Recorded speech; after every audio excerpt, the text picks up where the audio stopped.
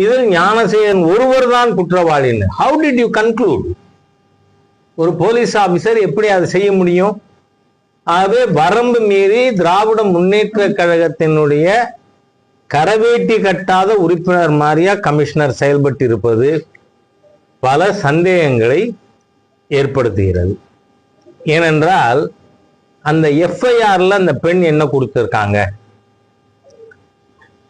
என்னோடு இருக்கும் பொழுது அந்த ஞானசேகர் தொலைபேசியில ஒருத்தரோடு பேசினது மட்டும் இல்ல, அந்த சார் சொல்றது மாதிரியா நீ அவர்கிட்ட நடந்துக்கணும்னு எங்கிட்ட வற்புறுத்தினார். இப்ப நான் கேட்கறது, அந்த மாசு படிந்த சார் யார்?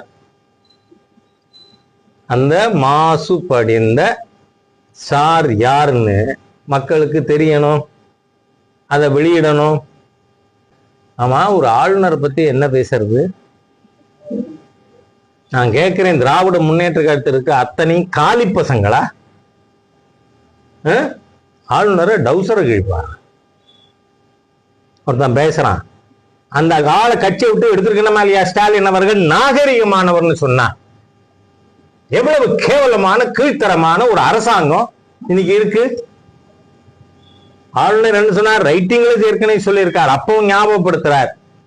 நீங்க எல்லாருக்கும் ஊடக நண்பர்களுக்கு தெரியும், ஆளுநருடைய அரசு நிகழ்ச்சி எதா இருந்தாலும் துவக்கத்திலும் தேசிய கீதம் பாடப்பட வேண்டும், நிறைவுற்ற பிறகும் பாடப்படணும்.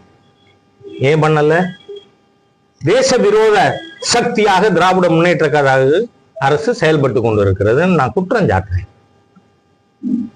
தமிழ்த்தாய் வாழ்த்து பாடலன்னா நிச்சயமா கண்டிச்சிருப்போம்.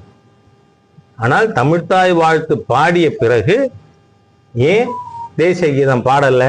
அப்பா அவர்கள்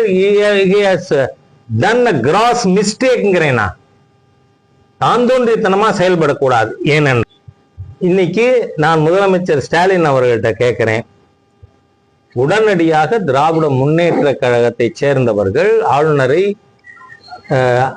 கேவலப்படுத்துகின்ற விதத்துல அருவருக்கத்தக்க வார்த்தைகளை பயன்படுத்திய அனைவர் மீதும் உரிமை மீறல் பிரச்சனை கொண்டு வர வேண்டும். Because legislature constitutes the governor. அவர் இல்லாம லெஜிஸ்லேச்சர் இல்லை. இது பூரா அறிவிலி கூட்டம். ஆனா இந்த கூட்டம் அப்படித்தான் இருக்கும். ஏன்னா இவர்கள்லாம் யாரு? ஈவேராயிஸ்டா பெரியாரிஸ்ட்னு சொல்லுவான்.